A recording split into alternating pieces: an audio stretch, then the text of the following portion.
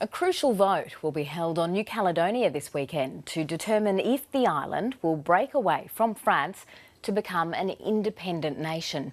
On Sunday, hundreds of thousands of people will head to the polls for a referendum that's been a long time coming for the island's Indigenous people. For more, I'm now joined in the studio by Research Fellow in the Lowy Institute's Pacific Island Program, Alexandre Dayant. Welcome and thank you for coming this afternoon. This independence vote has been in the works for some time, for years, decades even. Can you give us some of the background? Yeah, well, so to understand this referendum, you need to go back a bit in time, maybe like 150 years ago, actually, where the French used to use actually this island as a penal colony. And then, so like they did send a lot of their prisoners, right? And then they discovered nickel. And so with the nickel, a lot of French people did immigrate from France to go to New Caledonia. The issue then was that they never really integrated the Kanak population by itself. And so in 1980s, the Kanaks, so the indigenous population of New Caledonia, did rise, and like they did create a pro-independence movement that actually opposed the French government. And so this led to actually unrest and almost a civil war.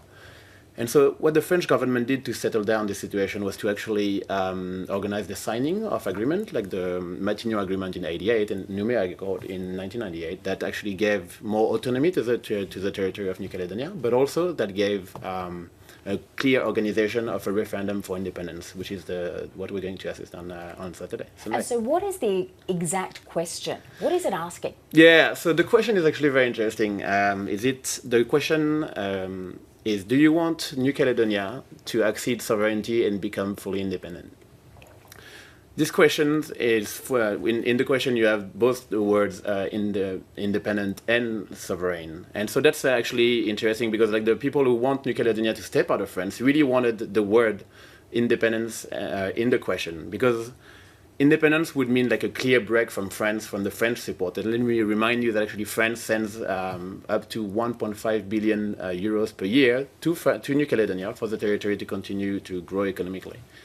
And the word full sovereignty means basically being independent, but with the French support. So that's the question. And so what has France had to say in the lead up to this weekend? Well, so the French position is actually very interesting because Emmanuel Macron, when he went to visit the island in May, he actually didn't stand any position. He said, well, look, France is here to support the referendum process. We're here to assist with the organization of everything.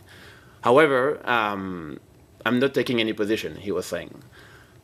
He said, though, that France is very beautiful with New Caledonia, and so without it, France might not be as beautiful.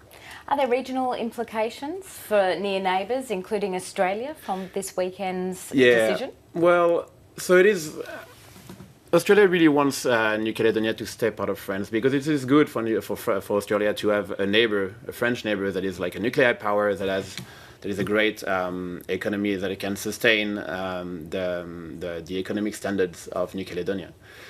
The thing is that if New Caledonia becomes independent, then what Australia fears is that the region might come back to be unstable again. And this would imply maybe investing more in New Caledonia, but also like it would maybe imply that China would go back on the picture. You know, I mean, I'm pretty sure you are very aware of the fact that there's a kind of Chinese paranoia, you know, like we're seeing the rise of Chinese influence in the Pacific. And so Australia is not very keen on this, which is why like an independent New Caledonia would be actually a bit of a worry for Australia. Well, what are the chances of it getting up? Well, so far, the polls are saying that the vote is going to tend to a no vote. So people are going to apparently say that they want New Caledonia to continue to be part of France. But there is an issue in the result. So like if the result is 60% people voting for the no, then it's all right. You know, like but if it's too good of a result, like a 70 or 80% to 20%, then we might see unrest. We might see the people supporting independence to actually revolt themselves to say, look, this is not absolutely. It is absolutely not what we expressed.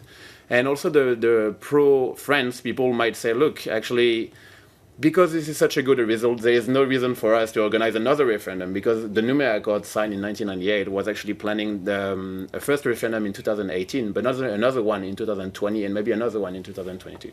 It's going to be fascinating. Thanks for coming in to explain You're it, welcome. Alexandre Dayant. Thank you.